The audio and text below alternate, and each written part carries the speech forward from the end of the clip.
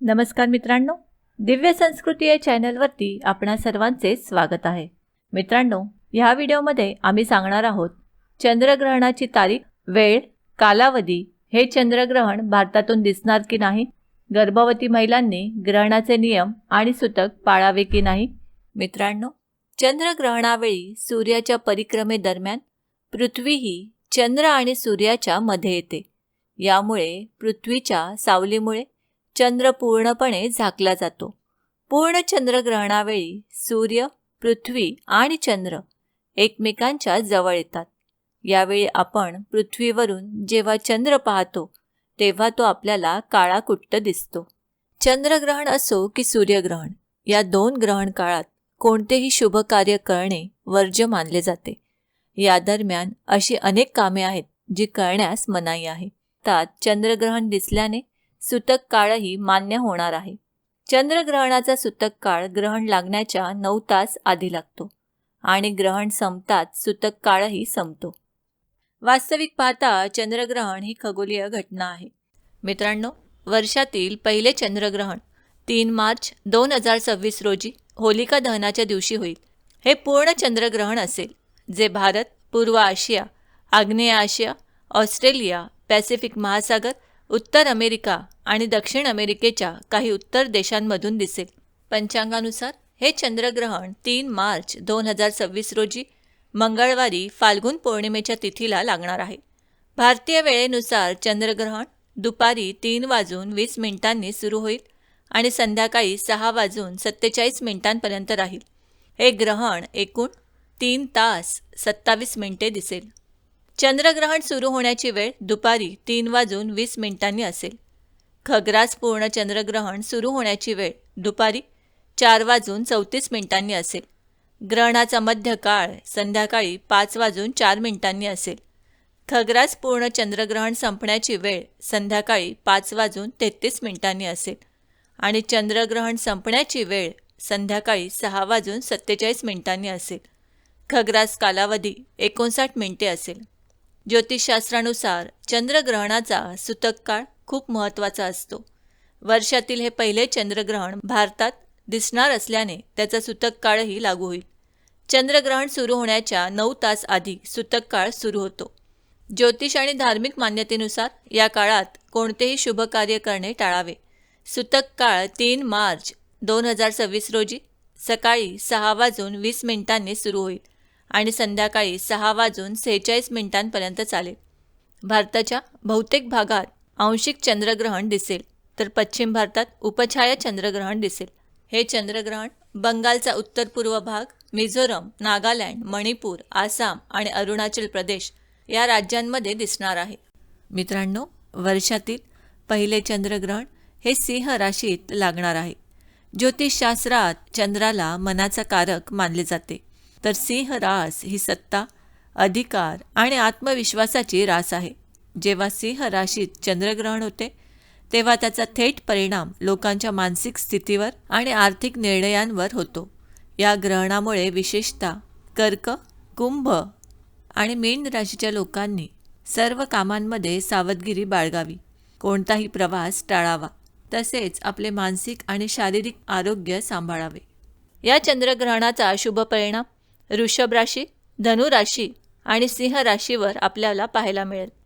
शास्त्रानुसार ग्रहणानंतर पृथ्वीवर अशुद्ध गोष्टींचा प्रभाव कमालीचा वाढतो. ग्रहण काळात काही धोकादायक किरणे भूतलावर येत असतात. त्याचा नकारात्मक परिणाम मोठ्या प्रमाणावर वाढतो. ग्रहणानंतर पृथ्वीवर आलेल्या धोकादायक किरणांचा आपल्यावर प्रभाव पडू नये यासाठी ग्रहणानंतर काही गोष्टी करणे आवश्यक असते. चंद्रग्रहण असो की सूर्यग्रहण, या दोन ग्रहण काळात कोणतेही शुभ कार्य करणे वर्ज्य मानले जाते. या दरम्यान अशी अनेक कामे आहेत जी करण्यास मनाई आहे. मित्रांनो, ग्रहण काळात गर्भवती महिलांनी घरातच थांबावे.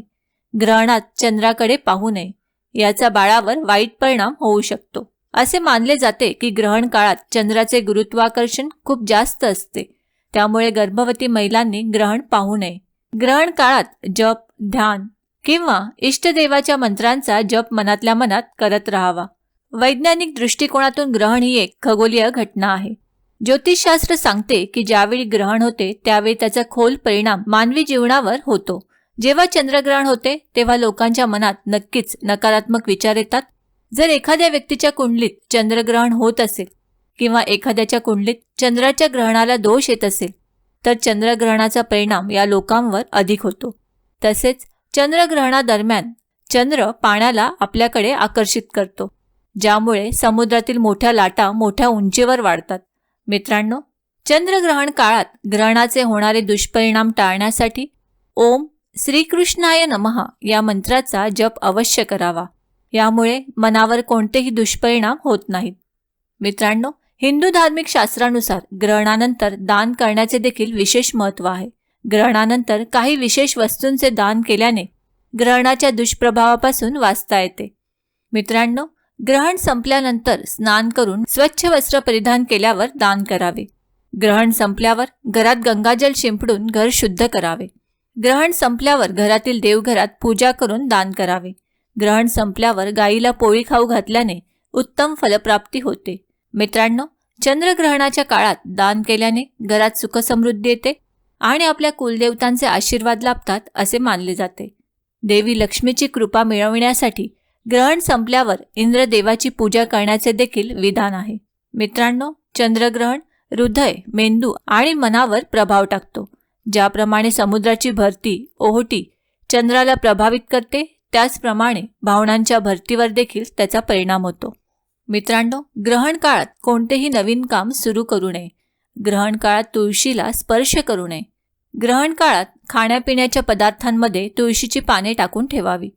चंद्रग्रहणाच्या वेळी तुमच्या आराध्य दैवताचे स्मरण करा आणि भजन कीर्तन करा. या दरम्यान कुटुंबासोबत बसून गायत्री मंत्राचा जप करावा.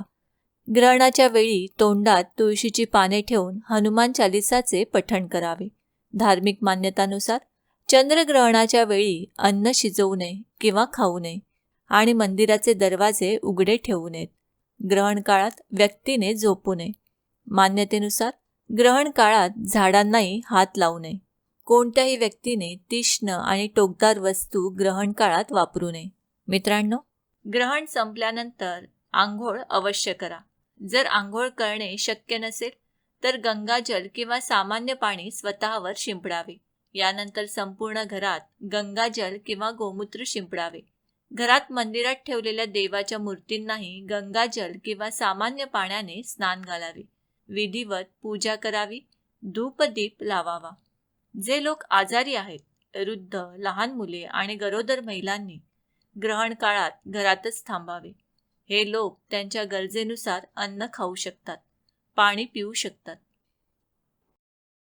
मित्रांनो, आम्ही अपेक्षा करतो की आम्ही सांगितलेल्या माहितीचा तुम्हाला सर्वतोपरी लाभ होईल. माहिती आवडली असल्यास ही माहिती तुम्ही मित्रपरिवाराबरोबर शेअर करा आणि अजूनही जर तुम्ही दिव्य संस्कृती या चॅनलला सबस्क्राईब केलं नसेल तर आमचे नवनवीन व्हिडिओ पाहण्यासाठी चॅनलला आजच सबस्क्राईब करा. धन्यवाद.